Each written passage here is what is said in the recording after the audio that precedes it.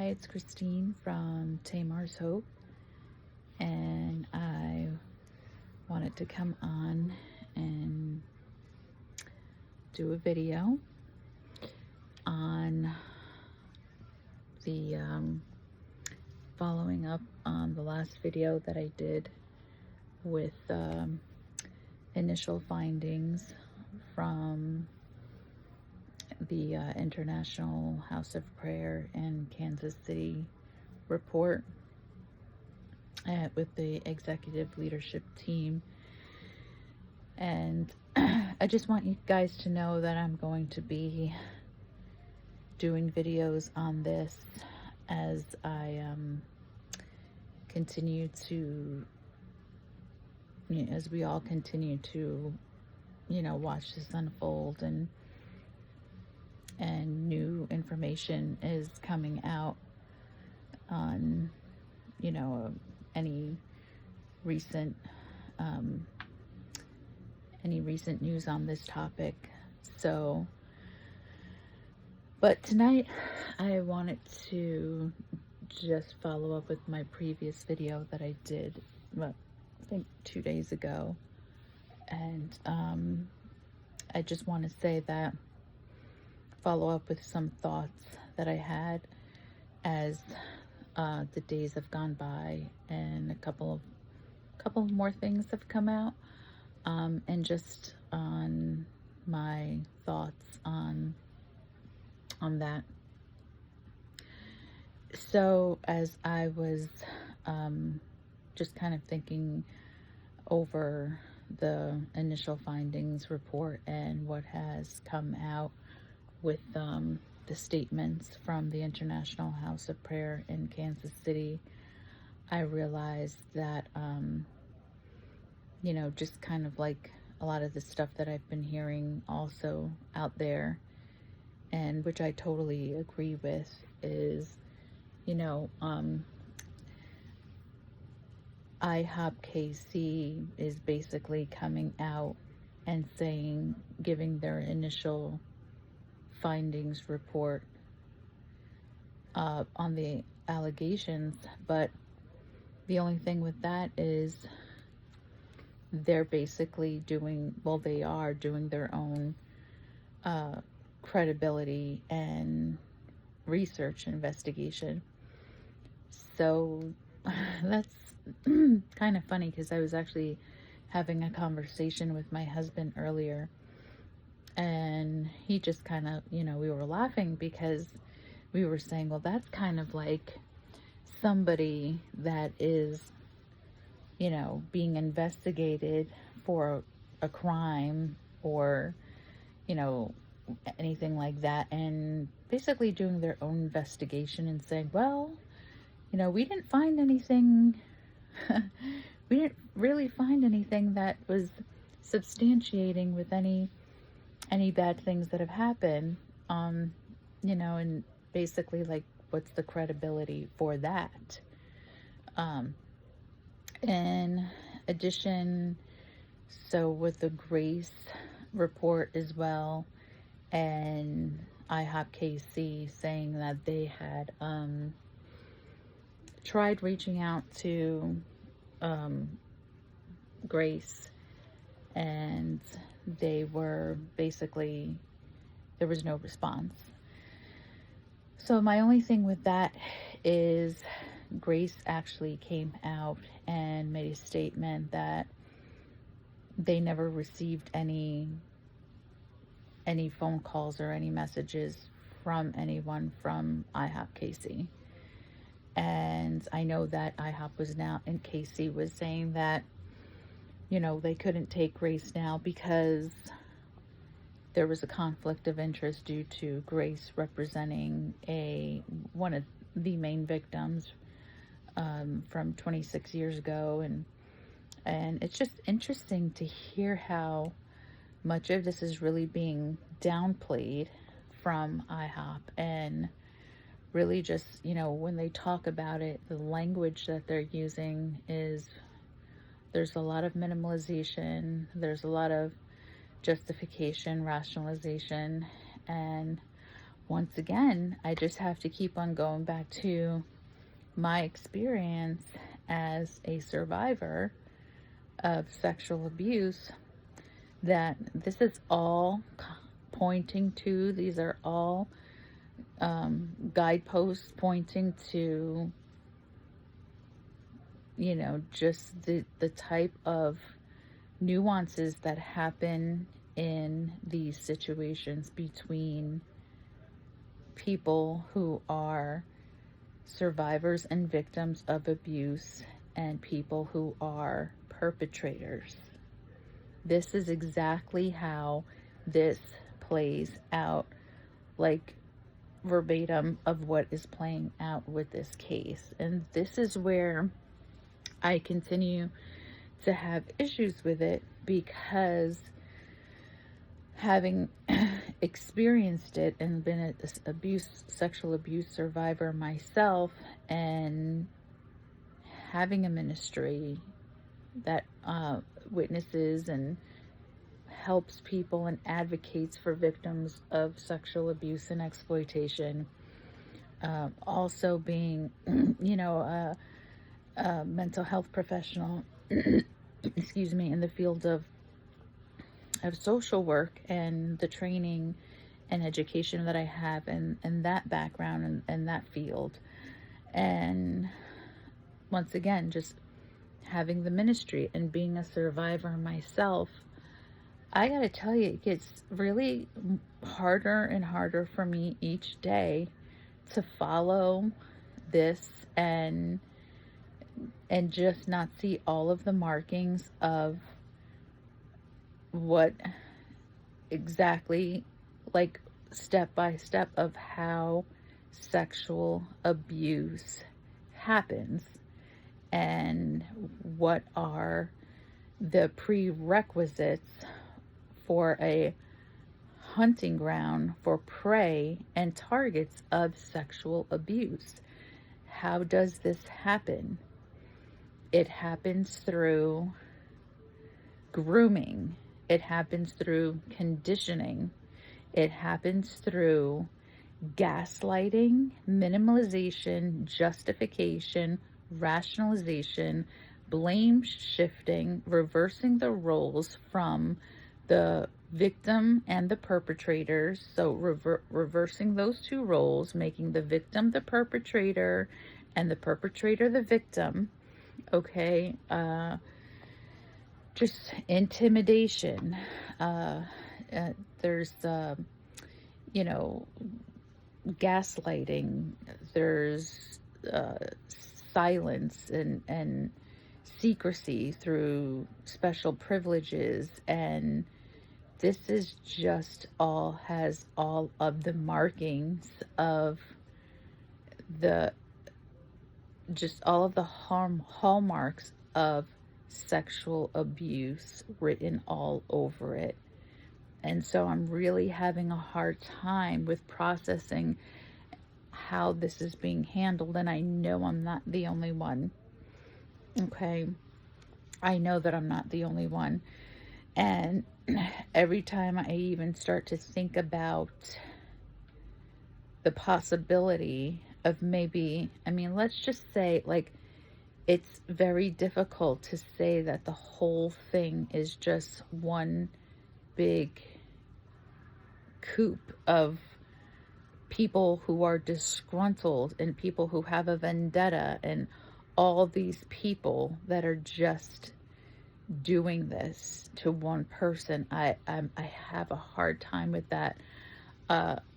And so now to come out and see, you know, I think Stephen Strang, the Strang Report from Charisma News came out, and he did a video on YouTube about just, you know, how this is, you know, this is a gang stalking against Mike Bickle, and how, you know, there has been people that are disgruntled and they're coming out against him, and the language that he was using, just, you know, in defense of Mike Bickle, and just, you know, saying that the people that have come out and just even the wording that he was using, saying that, they got rid of Stinson LLC, or the law firm that they were using, and saying that it wasn't even worth the money to investigate this because they didn't have,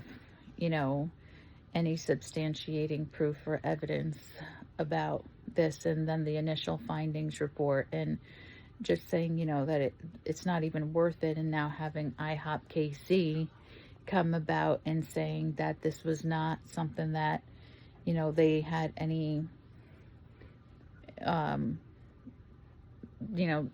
everything was discredited, but they were the one who did the research and investigation on it. I mean, this just does not sit well with me all across the board at all. And I'm hoping and I'm praying that if either way, however this goes, that there will be, the truth will come out either way. And it sounds more now like they're saying that they actually want the victims to come out, because first of all, IHOP KC didn't even speak to any of the victims, or at least all of the victims, and nobody wanted to sit down with their law firm once the lawyers got involved. Who would want to do that? And then, just to hear them come out with this initial findings report, but they haven't spoken with all of the victims, because now who would want to really sit down with them? And it's basically they're really just, it's just, there's no way to explain it except they have a vested interest in this and coming out and saying these things. So they got rid of the law firm. They said it's not worth doing that to do that. They're not having this other third-party investigation come in. They said they tried getting a hold of Grace. Grace said that they did not get anything from them, any messages from them. So there's just a lot going on, and I want to be very careful in trying to avoid gossip or judgment or anything like that. I come from a place of, whatever the truth is, let it come forward. And so with this new findings that came out, it's just not sitting well with me. And the lawyer from, I think Joel Richardson commented on Twitter. I've been following him on that platform. And the lawyer, Bo, I think his name is Bose or something like Boz. And he was saying the same thing, that I'm saying, like IHOP KC can't come out and give this initial findings report when they're actually the one who did the findings on it. Yeah. And so I'm really hoping that more will be revealed. But I don't like what's being put out there right now with this report. I don't like what's being put out there by, like, Stephen Strang talking about, this is all a coup to, get Mike Bickle, and even saying that, there's the one is true, but not all of them. Look, my thing is, if one of it's true, then it's true. It's either true or it's not true. And if it's true, then let's not minimize it. Let's have a conversation about it and call it what it is. That there was sexual misconduct. There possibly was even a crime that was committed. Let's just stop with the jargon and everything that's being put out there to say that this is just a waste of time to investigate because there's not enough credibility with the findings. That to me is a weak stance. That is a weak argument, especially when you're the organization that has something to gain from it. To me, that was very, very weak for IHOP KC. And I'm hoping that those that are out there continue to speak up for truth, continue to shed light on this, continue to say no. You know, we need more. We need more than this. And I'm really hoping and praying that the victims do come forward. But right now, like I forgot who said the lady's name, but she said that she was really disappointed as well with the release of the initial findings from IHOP KC. And she said that they're actually trying to make it harder for the victims to come out by putting all of this stuff out there and not having the third-party investigation, not wanting to go speak to their lawyers when they had LL Stinson, the law group. And, you know, now Stephen Strang coming out and saying it's not worth it to do it because it's not true. Man, it just really looks very, very bad. So, I think that's it. And then Grace saying that they never received any phone calls from IHOP KC. And, you know, just the other lawyer, Boz, coming out and saying that this is really a disappointment and a failure on IHOP KC in releasing this report, and then saying that they can't use Grace now. This is a mess, and I'm really hoping and praying that the truth will be revealed, and God will expose everything that's hidden in the darkness and that needs to come to the light.